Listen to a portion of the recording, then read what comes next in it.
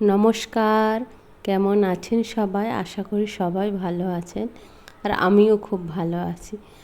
আমি আবার আজকে একটা নতুন রেসিপি নিয়ে এসেছি, পায়েস। সবাই জানি, বাট তবুও আমি আমার মতো করে চেষ্টা করলাম এবং সেটা আপনাদের সাথে শেয়ার করছি। দেখো, এখানে আমি প্রথমে গরম জল বসিয়ে নিয়েছিলাম যাতে আমি গুঁড়ো দুধটা গুলতে পারি।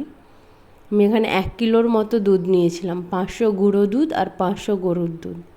আর চালটা নিয়েছি আমি 100 গ্রাম। চালটা কিন্তু আমি গোবিন্দভোগ চাল নিয়েছি। চালটা আগে থেকে ভালোভাবে ধুয়ে তাতে ঘি মাখিয়ে রেখে দিয়েছিলাম, 1 চামচ ঘি, এবং দুধে আমি তেজপাতাও দিয়েছিলাম।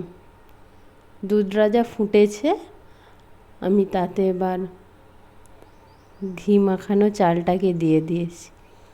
চালটা দেওয়ার পরে কিন্তু নাড়তে হবে, না হলে তলাতে ধরে যায়। পায়েস করলে কিন্তু সামনে থেকে সরে যাওয়া যাবে না, পায়েসের সামনেই দাঁড়িয়ে থাকতে হবে।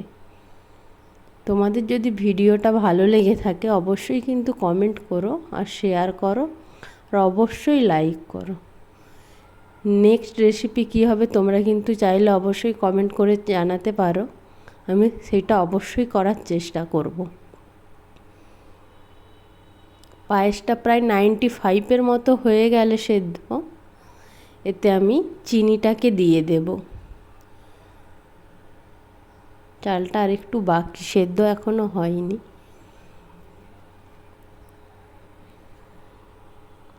চালটা প্রায় হয়ে গেছে, এবারে আমি পরিমাণ মতো চিনি দিয়ে দেব। এতে আমি দিয়েছি চিনি, বাতাসা এবং মিজরি। তোমরা যাদের ওখানে সাদা বাতাসা পাওয়া যায় কিন্তু সাদা বাতাসাও দিতে পারো। আমাদের এখানে সাদা বাতাসা পাওয়া যায় না বলে আমরা এই কালার বাতাসাগুলো দিই, আর এটাতে অসম্ভব সুন্দর টেস্ট হয়। তোমরা কিন্তু দিলে ট্রাই করতে পারো। কালারটা সেই গুড়ের পায়েসের মতো হয়ে গেছে, আর এটা পুরো ক্ষীরের মতো হয়ে গেছিলো, পুরো সে পরমান্ন যেমন হয়। আমি করছি বলে না, যারা খেয়েছে তারাই বলেছে এটা পুরো পরমান্ন হয়ে গিয়েছিল।